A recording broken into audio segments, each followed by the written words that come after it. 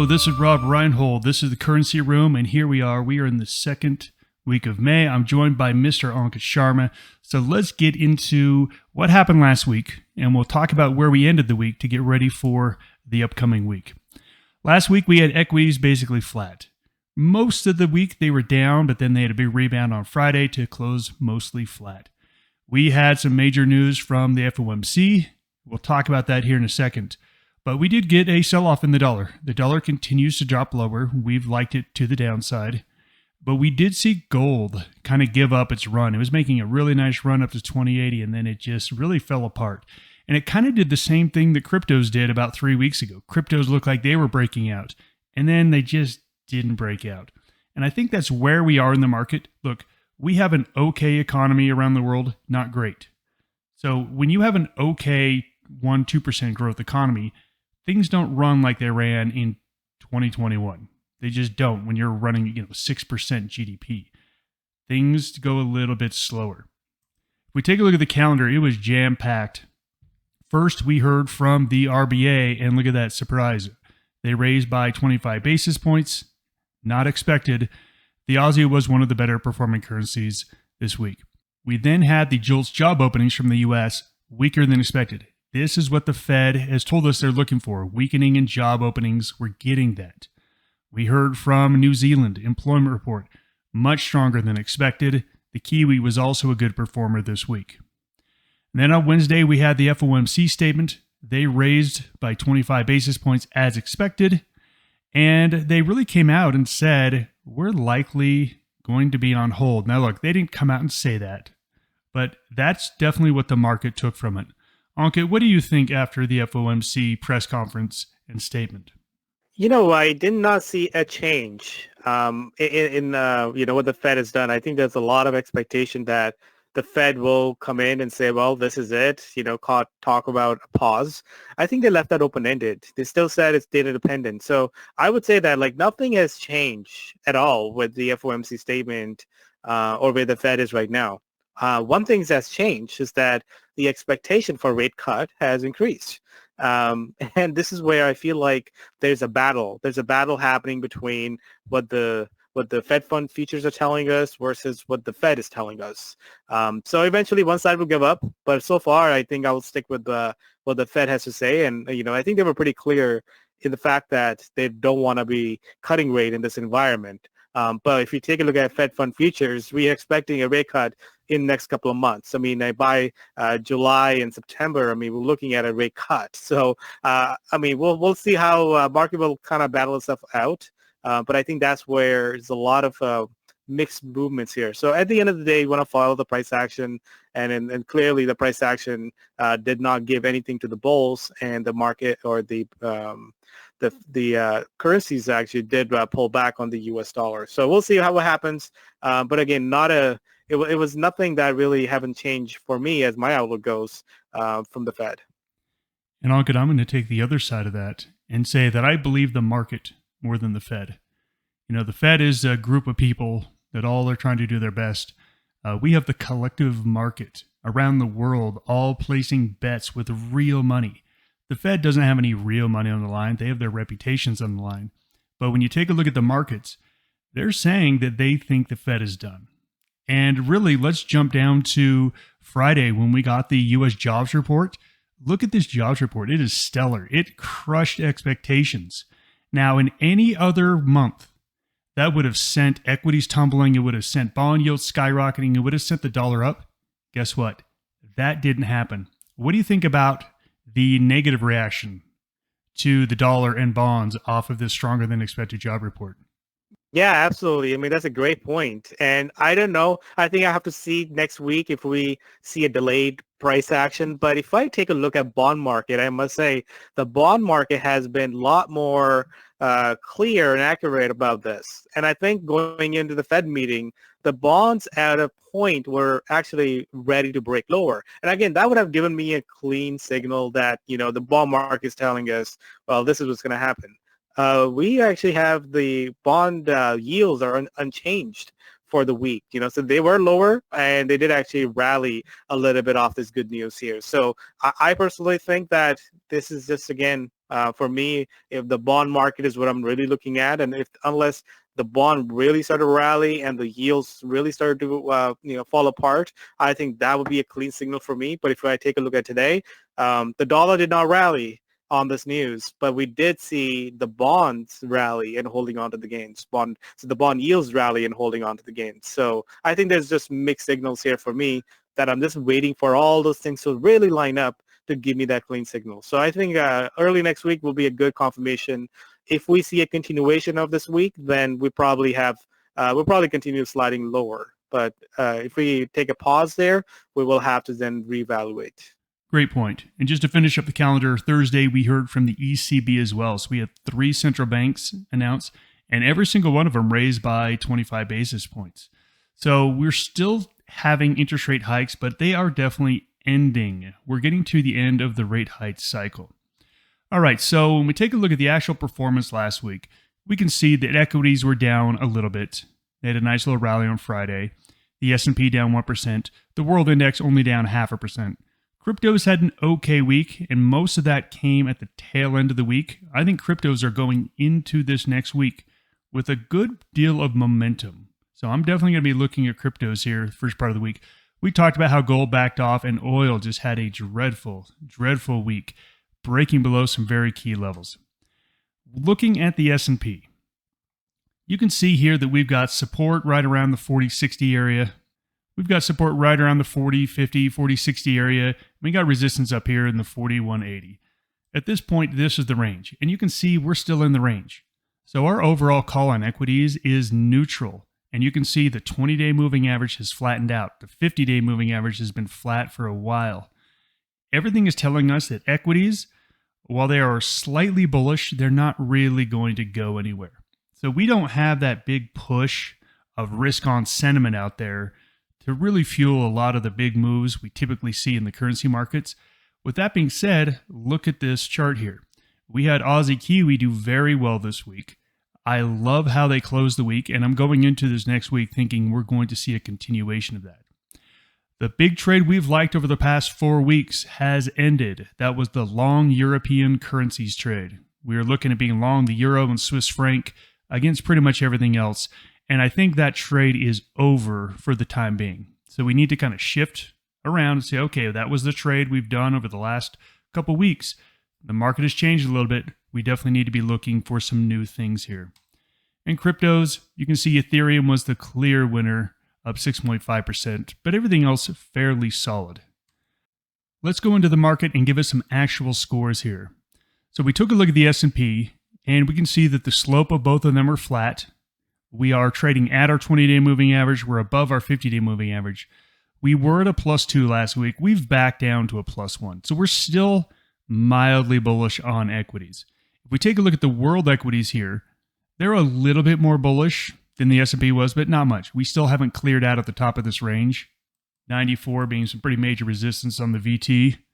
And then if we come over here and take a look at the crypto basket, we had this big breakout. We really like that, but we sunk right back down. Take a look. We are trying to break back out. If this market can hold a candle or two, if we get a green candle or two above this level here, I'm now willing to look at cryptocurrencies again on the long side for maybe a potential run back up to previous resistance here on the crypto basket. It's a little early to make that call. I want to see a couple more candles, but let's take a look at the calendar. Next week, we've got CPI, Wednesday CPI. Now, Ankit, you were looking for confirmation. I think this is going to be the one that gives it to you. If this number comes out weak, the market was right, and they were calling it for a fall in inflation. That's definitely going to take the pressure off the Fed. If this number is strong and the dollar doesn't react and bonds don't react, again, it's confirmation that the market is right, that the next move is likely going to be a cut. This is where, if this number comes in hot and the market reacts very badly to it, I think you're right. I think all bets are off the table. I think it's a very confusing time where market's saying this, Fed's saying this. I think Wednesday is going to be a very big report this week. We do have the Bank of England coming out. They're expected to raise by 25 basis points as well. I don't think you really need to pay attention to this. This hasn't really been a mover. I think you can basically just sleep through it. And outside of that, We do have the PPI on Thursday, but I don't think there's going to be really anything else this week as far as the news event goes that really makes us go higher. So we have equities that are sideways to slightly bullish. We've got the Bank of England this week that we can pretty much sleep through. And then we got that CPI report out of the US. So let's take a look at our currencies one by one and let's give them scores. When we jump into the cryptos, I want you to notice that we have two scores here. We have our trend score, which is kind of the longer term, like, hey, how is it doing longer term? It's more at a 0. This is Bitcoin. But when we take a look at the velocity score of, okay, what about just recently? We're getting some good velocity scores. So when we have scores like this, if someone just told me, hey, Rob, I've got a currency, I've scored it 0 on the trend and +2 on the velocity, I'm going to say, hey, you know what?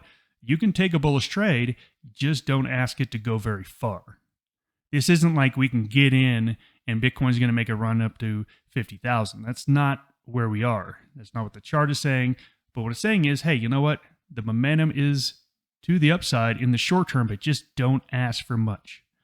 We come over here to Bitcoin Cash, and it's below moving averages, so there's no reason at all to chase this one when we have others looking so good.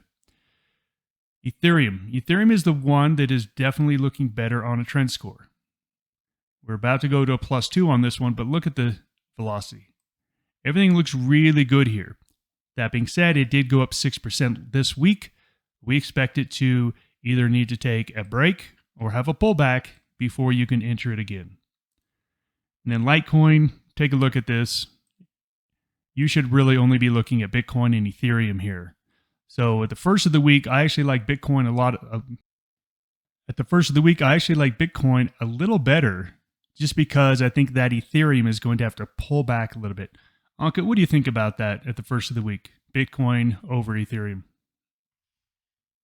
Yeah, I mean, I do like that. I mean, we're seeing sort of a back and forth, and I think it's important to see the velocity scores. And as these rotations take place, we want to follow. If there's a sort of a lag, and some of the cryptocurrencies are playing a catch up. So yeah, I think the important thing to take a look at is velocity score, and if the Litecoin is showing a better velocity score, then we can kind of play that catch up here.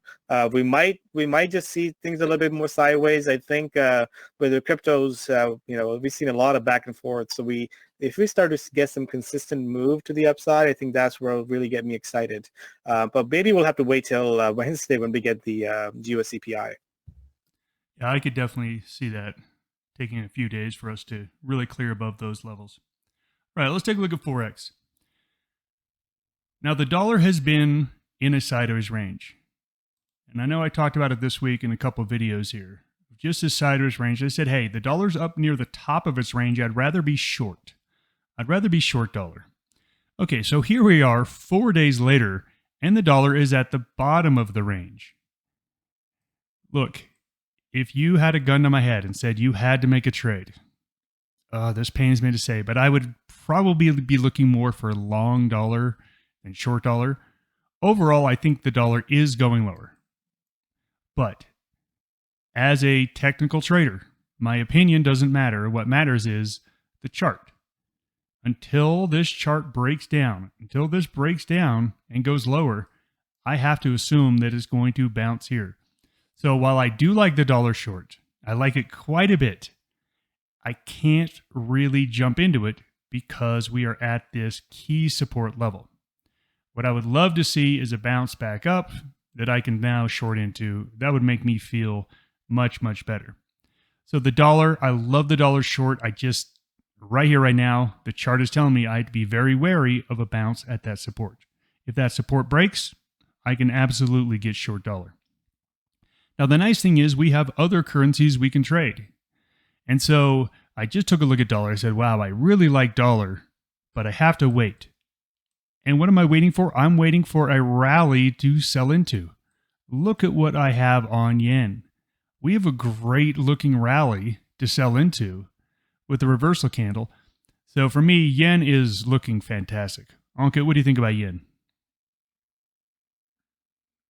Absolutely. If we take a look at yen, I think yen is responding well when there's a risk-off sentiment. So the last couple of days or 2, 3 days, when we saw some of the shakeup in this regional banks, we saw that fear once again coming into the markets, and yen really responded well. But if we just stick with the technicals, now markets are rallying, we can see that this is a textbook bear rally pattern.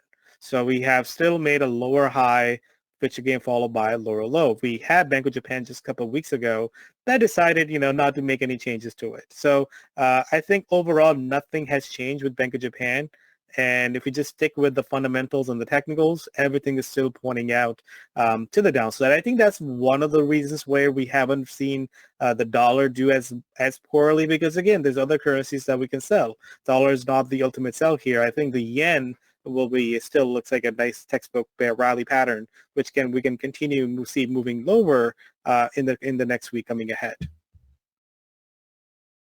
The big trade we've been following over the last couple weeks is this strong euro, strong Swiss franc trend. This has been a very nice move, and I know a lot of our traders has caught it very nicely. And look, at some point the trends end, and I think that we can say here that this move is over. Now look, it doesn't mean that we won't pull back and we won't make another run somewhere in the future, but right here, right now, we spent a lot of energy. Almost an entire month of time going up almost every single day. I think this is tired. Now look, I don't short things in strong uptrends anymore. I did when I was a young, dumb trader. Now I'm saying, hey, look, this one is no longer a long. It's simply off the table. If it can find some support, make some bullish moves, I'll take a look at it again. But until then, I am no longer looking at Swiss franc. I am no longer looking at the euro. Again, these moves have played out, and you can see it's telling us, okay, these moves are played out. Time to look elsewhere. So for me, euro, Swiss franc off the table, no question about it. Now we kind of always throw the pound in with the European currencies. And this one is showing different price action. We're seeing that the pound isn't done. Now look, we had a big expansion, but we've just had little pullbacks. This move is looking really good to the upside. So the pound is on the top of my list. It's not at the very top, but it's definitely a currency this week that I will be looking for some bullish setups. Let's see if we can find something better than pound here. We've got CAD. Now CAD in the short term has got a ton of velocity. In our live trading session, we talked about how much velocity the CAD had. We liked the CAD. I know a lot of our traders took CAD yen this morning off the news. But look, I wish I could be a little bit more optimistic. Take a look here at the longer term trend. We're likely to run into some resistance here. Now look, we've got room. So anyone says I want to take long CAD early next week, I've got no problem with that whatsoever. No problem. However, anyone saying I want to buy CAD and hold it for a month, okay, you're not really seeing the big picture. Until we break out of this resistance, we have to be a little bit less bullish here. So bullish on the short term, a little bit cautious on the longer term. Coming over here to Aussie. Now the Aussie and the Kiwi have both been terrible. They've both been downtrending for months here. The question is, are we done? It is too early to say. It's too early to say. We've got a 0 on the trend score. Look, just like the CAD, it's got a ton of velocity. So if you want to trade Aussie on the long side, I think you can. It's just you can't be thinking that, okay, this is going to be a 3-week move that I can squeeze a lot out of. That's just not what the chart is saying yet. If we can start clearing out of some ranges, I will definitely become more bullish here on Aussie. But on the short term, I do like it. And we come over here to Kiwi, and we can see the Kiwi has recovered much better than the Aussie. And we're now trading above all the moving averages. When I take a look at Aussie versus Kiwi, there is no question that Kiwi is my favorite when taking a look at those currencies. So for me, Kiwi pound is the clear winner this week. What do you think, Ankit? Absolutely. I mean, if we take a look at just the money flow, and we're noticing some divergence taking place. Aussie Kiwi was the one that really diverged, and we have seen this diverge, Rob. Like if you look at the last 2 3 weeks, each week we come back and say, well, it looks like Aussie has its move and Kiwi will follow, or Kiwi had its move and Aussie will follow. So we're noticing a lot of back and forth with that divergence here. So last week, clearly, the if you go back a week prior, we actually didn't have the same sort of scenario. So now last week we saw the Kiwi took charge of that, and next week we'll see if the Aussie comes out of the hem and say, well, I want to catch up to the Kiwi here. So it seems like that's where the activity has been. There hasn't been much activity if you look at a lot of the dollar crosses. But there definitely has been a lot more activity in crosses like Euro Aussie, Euro Kiwi, and Aussies is franc and Kiwis is franc. So I think those are the areas we might just still continue hunting for the dollar. Like I said, I'll be waiting for the CPI and then maybe act on that. But until then, just focus on what's moving. Well, let's go ahead and take a look at a couple potential trades. I'm looking at three at the first of this week. I'm looking at Bitcoin long, I'm looking at pound yen long, and I'm looking at Kiwi yen long.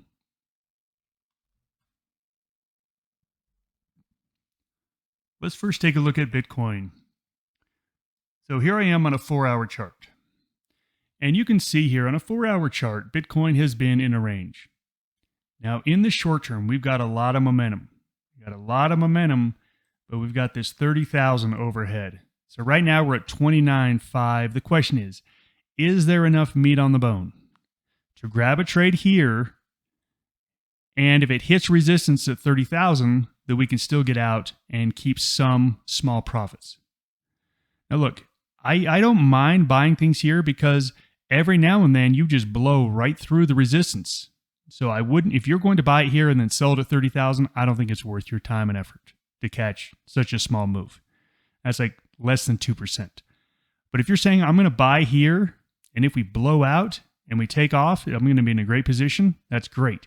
And if we don't, then I'll cut and make, a percent. I think that's a decent trade here. Now look, I don't love to make decent trades. I like to make great trades. So let's see if there's something better out there than this one. Let's take a look at pound yen. And look, this one is so much better in every single way. This is a beautiful, beautiful bull pullback. We had a big run. We hit the top. We sold all the way off, all the way back down to the breakout point. And right now we've got a ton of momentum to the upside. So right here, it is 170.30. We've got resistance up here around 172.20. That is a nice 190 pip run that we could possibly get. And then just like in Bitcoin, you could get a blow right through that level. I think this one has much more meat on the bone. So when you're really stacking these up, which one has a better risk to reward ratio? I like pound yen much, much better. And while we're here, why don't we take a look at Kiwi yen? Because that was my other one. Now, Kiwi yen is a little bit more developed. You can see it bottomed a little bit longer ago. We've got some waning momentum here. RSI is just not quite steepening here. It's an okay trade. But if I take a look at these three, I'm looking at pound yen as my favorite here. Ankit, are there any trades you want to take a look at? I think the only other traits that take a look at is Euro Kiwi, Euro CAD. Again, these are the questions I had just early this week because if you start from the daily chart, I just want to point out that we had a very aggressive little pullback that we had a prior breakout, which is now the support. So I think where we are right now from the daily perspective, they look great. The question is that are they just going to break through that support? And I think that's what I'm waiting for. I'm waiting for that support and a lot of reversals that just took place in these currencies. So the question is this an area that we want to find continuation? And if that's the case, then again, we are bouncing off some key levels that I think we can add on to those movements into next week. So here's my ideal situation next week. Maybe have a little bit bounce come into Euro and Swiss franc, and I would love to short that bounce. I think that's the price action I'm looking for. But if it doesn't bounce, then at least what we want to see is we want to see this base, a base for maybe next day or so, and then look for a breakout. Meanwhile, I think Rob, you look at all the yen crosses. I do like them. They do look great. I think maybe that's where we'll see that continuation. Some of the currencies that there's definitely more upside in these yen crosses, like Aussie yen looks good. Or if you want to take a look at CAD yen also like has been kind of going back and forth. But 101, that's the area that, I mean, these are the areas where it broke out, pulled back for about 300 pips, but they're still moving in an uptrend. So I think that we could see a pause in European currencies just for a day or two, maybe a bounce. Maybe the price action will be in the yen currencies, and after that, maybe I'll look for a resumption in those trends in some of the European currencies. That's my outlook. And outside of that, I think the biggest catalyst next week would be the CPI. That I'll be again looking forward to as well. That is a good place to end this. So let's just wrap this up. Equity markets likely to remain sideways to slightly bullish. And look, we're heading into these seasonality periods where typically summer trading is a little bit less volatility. It's not less volume, but it is less volatility. So we expect the markets to probably mellow out even a little bit more, which makes it very important for you to focus on what's in play. We use our velocity scores for a reason. The velocity score tells us, okay, we can be looking at these now. Our trend score says, hey, this is the big picture. These are the things you should be looking for in their waves. Velocity score is, hey, this is what's happening now. Jump aboard those. And we've identified that the yen probably looks the best out of any of them. That wraps it up for us. That is the Currency Room. Thanks for joining us. Everyone have a great weekend. Goodbye, everyone.